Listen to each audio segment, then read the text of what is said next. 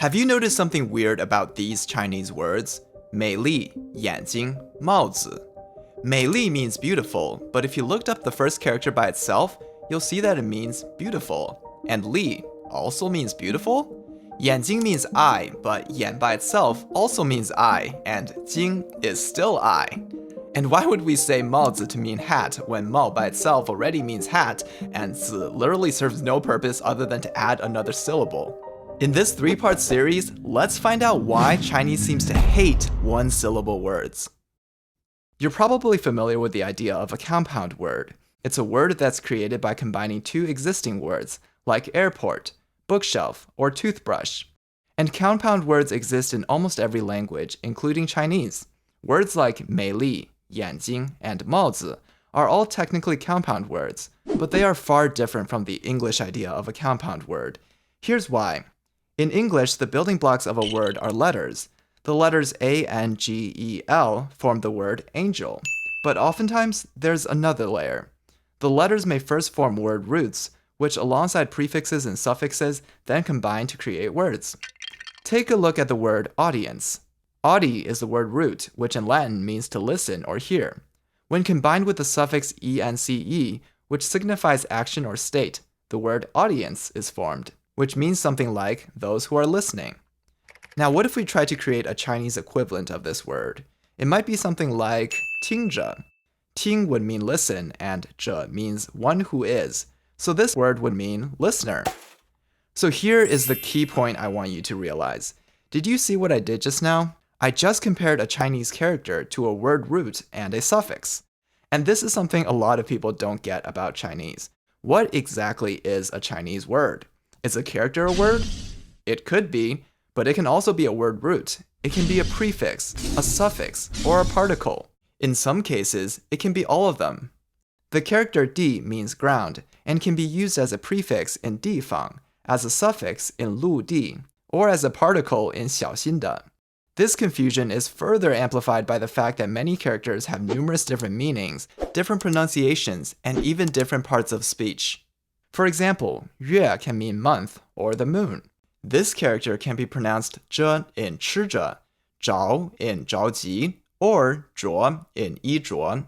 And our first example, 美, can be used as an adjective in 美丽, a noun in 美食, or as a verb in 赞美. So the reason Chinese hates one-syllable words is because one character by itself can have too many different meanings and uses that often leads to ambiguity in the intended definition or function of that character. So adding a second character narrows it down to one specific meaning and gets rid of any ambiguity. Let's see how this works in real speech. If I say 你看他的眼, you might guess that it means look at his eyes, but it might also mean look at his expression, 眼神, look at his eyelash, 眼睫毛, or look at his glasses, 眼镜. So while the first sentence is fine in most cases, if you want to be clear you're referring to the physical eyes, then you might want to say 你看他的眼睛.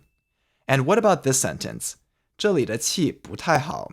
It might mean the air quality here is not great, but maybe you're trying to say 这里的气氛不太好, as in the atmosphere here is not great. Not to mention, 气 as a noun can also refer to anger, like in 我生他的气, I'm angry at him.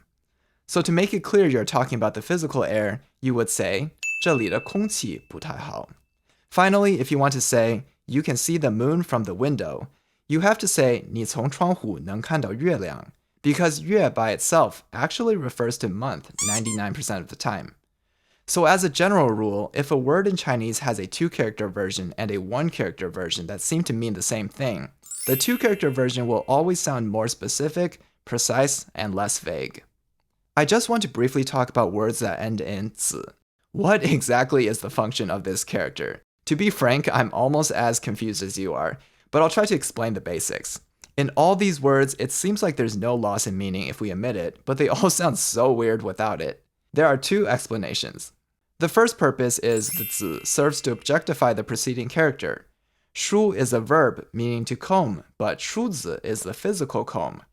胖 is an adjective meaning fat, and 胖子 means a fat person. 盖 means to cover, whereas 盖子 means a lid or a covering. The second purpose is it avoids confusion with homophones, especially with very common words. Without the 子, 盒子, box would sound like 盒, with. 筷子, chopsticks would sound like 快, fast. And 梳子, comb, might be confused with 书, book. Here's something else interesting. When 子 words are paired with a prefix, the 子 usually becomes unnecessary. For example, 包子 and 饺子 are the proper ways to say steamed buns and dumplings, but once you add a modifier like 肉包 or 水饺, then it's fine without. But at the end of the day, there are still a lot of Chinese characters that are perfectly comfortable by themselves. Perhaps it's because these characters don't have any homophones to confuse with, or don't have multiple definitions, but for a language that's evolved over thousands of years, it's really hard to say. Still, I hope this video was insightful and useful for your learning. That's all I have for today. 我们下次再见了，拜拜。